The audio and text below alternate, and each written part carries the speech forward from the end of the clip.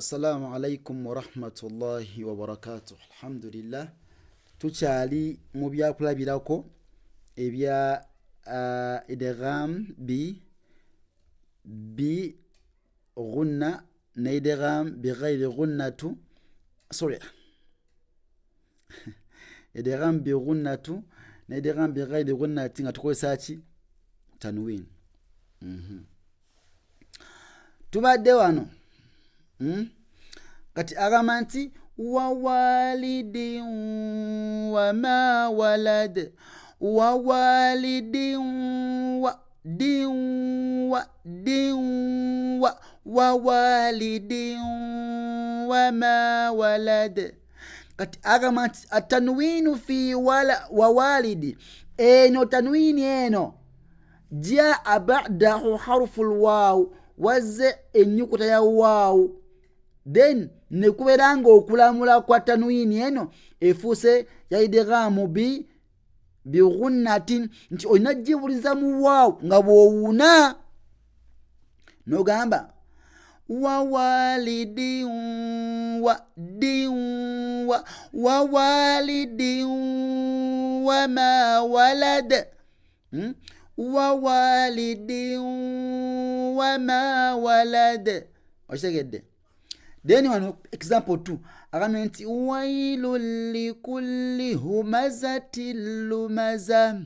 Atanwinu fi kalimati humaza wano eno jaa ba'dahu wazze oluvannyuma lwayo harufu lam wazze laamu nekibeera nga faswara hukmu tanwin nebeera yaki ya idghamu bi ghayri ghunna nti tanwin olina jibuliza mu laamu newatabaawo obuufu bwonna nogamba nti humazatillu tillu so si tin toyolesa ki nusakina gamba ki wailul likulli humazatin lumaza.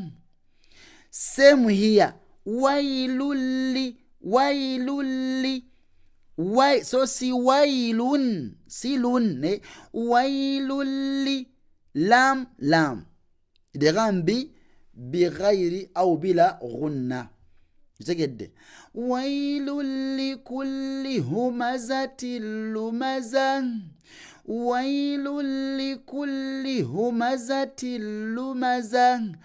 Torisawo laamu zino ebbiri togamba nti wailulli nedda humazatillu nedda wabula wailulli lulli tillu humazatillu maza.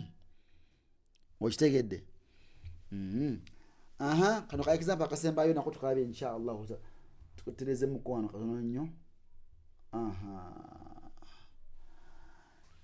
Nenga mtukulie kamera mtuyambeko insha Allah taala tukuline laptop ni sound card tukule omulimu guno insha Allah nga mulungi ku 0784165480 obayagala ejjana omuno waka agenda beera kuno paka ku kiyama nga ofuna empeera zo. Tegedde? Katugamba nti fahuwa fi 'ishati radiya fahuwa fi 'isha tirra. Kati tanwini mu kigambo 'ishati eno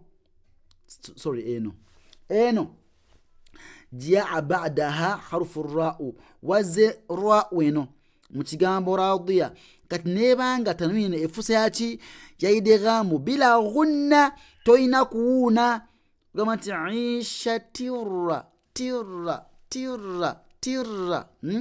fahuwa fi 'ishati radiya so si fahuwa fi 'ishatin